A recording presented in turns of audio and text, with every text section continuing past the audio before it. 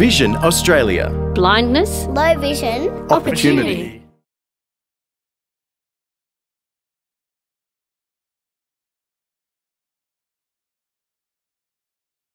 So Karen, with young people, what does it mean to develop social skills for a young person? Why is it so important for them?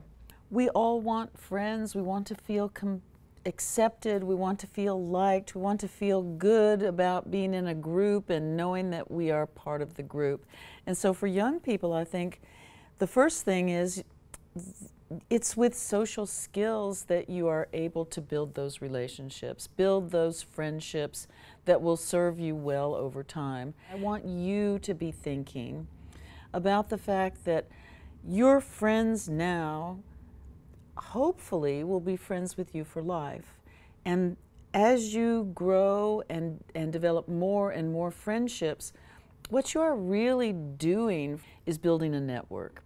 Any of the things you want to do in life are going to pretty much require you to have connections with other people.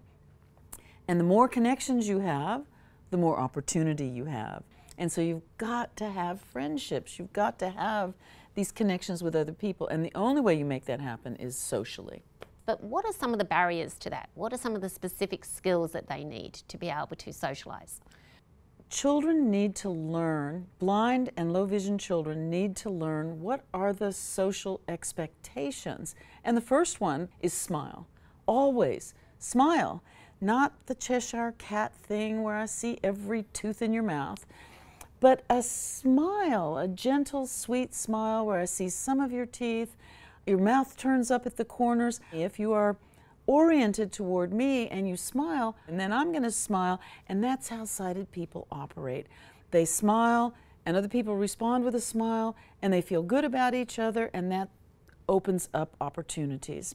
You may be thinking to yourself, why do I need to bother with this?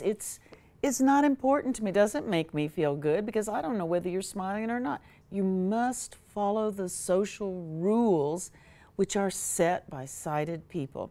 Is it fair? No. It's just the way it is. And we live in a sighted world, and the people you want to be friends with are not all going to be blind. Most of them are going to be sighted, fully sighted people. And their expectation is that you will smile and that you will engage with them, that you will be oriented toward them. So if you hear someone speaking to you, you need to point your nose in that general direction. You need to keep your chin parallel to earth so that the other person, the sighted person, thinks that you are looking at them. Smile. And then I think the next rule, Trish, in terms of social repartee or chatting with one another, is to say something to that other person in form of a greeting. Hi, how you doing? What's your name? Something that lets that other person know that you want to engage with them in a conversation. If you say something like that to the other child or to another person, they know the rules, they'll respond to you, and then you need to be ready with another question. Where are you from? Are you in this, do you go to this same school? I've met you here on this playground before. I'm assuming you,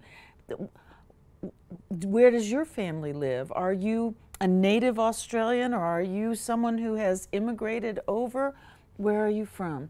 Or what classes do you take, or what grade are you in? What do you like to do? What kind of sport are you involved in? Anything that will get that other kid talking to you. But you've got to follow those rules. Smile, orient toward the other person, greet the other person, and then ask a question. That's one of the hardest things, how to approach and join into a group of people, and you're not even sure necessarily who's there. If you have a friend, you can say to your friend, hey, let's go check out who's in that group. Do you mind going with me? Let's go together and join the group. If you don't have a friend with you, move physically closer to the group. Pay attention to what you are hearing. As soon as you are within about arm's distance from the group, you need to pause and see if anyone notices that you are approaching and invites you in. That would be good. If no one notices that you're there, and you can inch a little closer, make one baby step, and listen. The key is to listen carefully, to listen to what the other kids are talking about, to listen to the voices, to think, do I know anyone here? Do I recognize a voice? That sounds like, is that? To be thinking about what is going on in that group that you're trying to join. What are they talking about? And then you can take another baby step closer. The minute there's a pause, someone takes a breath, you can say, oh, may I join you? May I come in? I heard you talking about, and then say what it was you heard them. You cannot interrupt and say, I want to talk with you about something completely different. But you can say something like, oh, I heard you mention the football game, or, oh, I heard you mention the school dance that's coming up. May I join you to talk about that? At which point, if you are given permission, you then come into the group. You don't just start talking. You come into the group and you see what's going to happen if anyone asks you a question. So what are you thinking? What are your thoughts? Then you can speak. You need permission once you've joined the group to engage with the group. If you don't get permission right away, listening carefully to what's going on, when there's an interruption, when there's a pause, then you can add something pertinent to what the discussion is about. But it has to be pertinent. What gets kids into trouble is when they interrupt the flow of the conversation that's already happening within the group, because then you are breaking one of the social rules, which is we're really not allowed to interrupt in that way. You can only interrupt when there's a pause, meaning that you have permission, in a sense, to say something. Remember, you've got to pause and give other kids a chance to respond to what you're saying. You have 30 seconds to 2 minutes to talk in any group, and then you need to hush. You need to give the other people a chance to speak. If no one responds, you can always ask the question, so what do you think? What are your thoughts? What would you say? You can ask a question and get the other people to start talking, but it needs to be a back and forth. If you walk away from a group and you think to yourself, wait a minute, nobody else spoke in that group. I was the only one. I don't know who was in that group because we didn't even take time to talk. Then you've made a social mistake. What would you say to the child out there that's heard that and is thinking, I've tried that, or maybe they don't get permission, or they, you know, and young people can be quite nasty sometimes, and they, you know, they say, no, we don't want to speak to you. I think you have to go with the flow. And if you're told, no, you can't join us, then I think you have to move off and move on. If you are thinking to yourself, well, I'm not happy about this, I don't like this situation, I don't feel good about this, I want a friend, I want to be a friend, I want to join into the groups, you have to pause and step back and not blame other people, but think, what can I do differently? What did I do? What part of that didn't work for me, and what can I do different? You are always going to have to ask yourself, what's it going to take for me to fit in?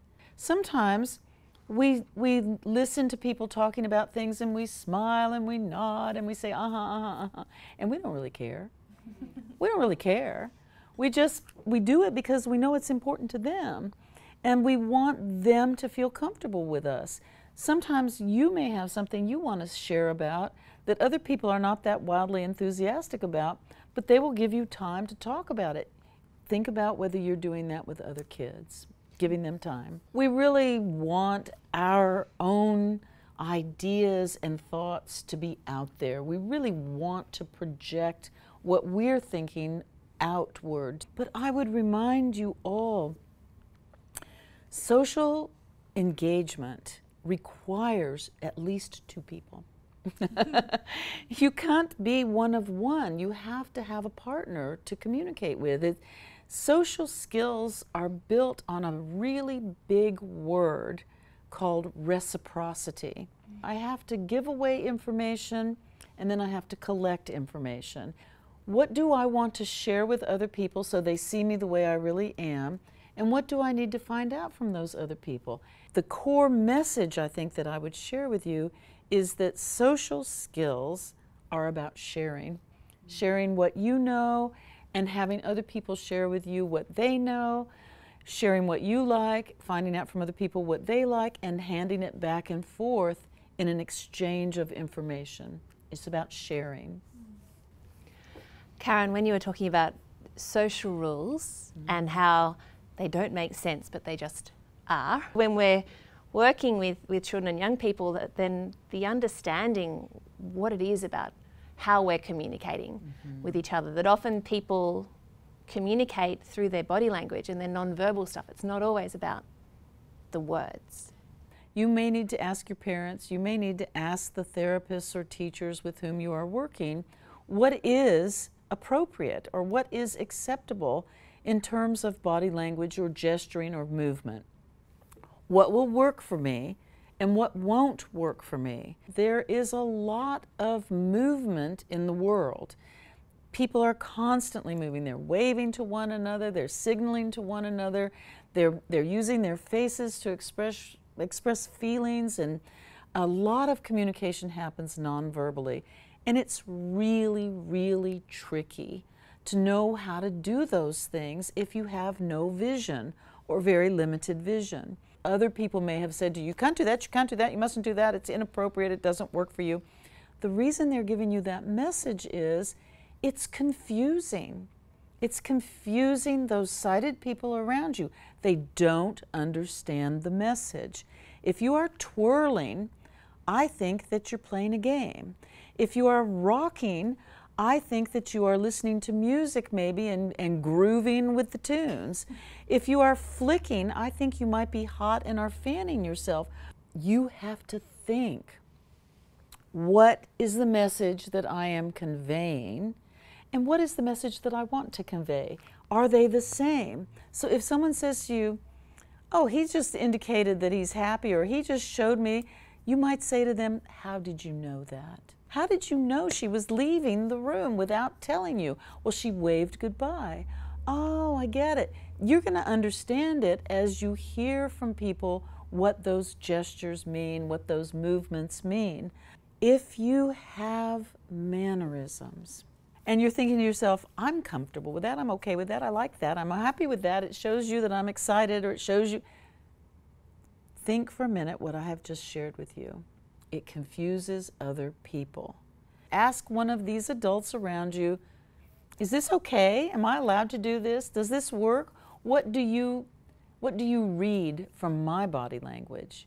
Figure out a system with that person for you to get a cue to know that you're doing something that is bothersome to other people, that's subtle. You decide with your parent or with your teacher or with your therapist what cue you need to stop doing whatever it is you're doing. So Karen, you're saying that it's important that the young person understands themselves and how they're presenting to other people. How does a young person know what it is they're doing? Is it just by asking someone else? I think for the most part, Trish, it's about asking other people, because without good vision, you may not see the look on another person's face where they roll their eyes or shrug their shoulders or make some non-verbal comment about a particular behavior. So if it has happened more than once, that you try to join a group or you try to engage with a certain person and that person abandons you, walks away from you, or doesn't reinitiate a conversation with you, avoids you, you know that. You know that. And if you think to yourself, why is this person avoiding me? Or why is this group being so rejecting of me? Or why can't I be accepted? If you don't know, you must ask someone who is observant, someone that you trust, a parent, a teacher, a therapist. You have to get feedback from someone that you trust. But what if somebody just wants to make one friend? The most important rule. To have a friend, you must be a friend. You, as an individual, have to make yourself available. You have to join in classroom discussions. You have to go to the activities in your neighborhood. You have to reach out to other people. You have to initiate conversation. You have to do that. You can't wait for other people. Sighted people don't know what to say, and so they don't say anything. You, as a blind person, are forever going to be having to be the one to say, oh, excuse me, have we met? Do I know you? Where do I know you from? What's your name? Remind me of what your name is, please, because I don't recognize your voice. You're going to have to be the one to initiate. Real friendships are built with common interests. You find the people that have interests in common with you, and you let them know that you have those same interests, because remember, sighted people, they don't get it. You may love downhill skiing, but they may be thinking blind people can't ski. Or you may love water skiing, and they're thinking, oh, blind people can't do that. You tell them what you enjoy and see if they enjoy the same things, and that's how you build friendships. Vision Australia. Blindness, low vision, Opportunity.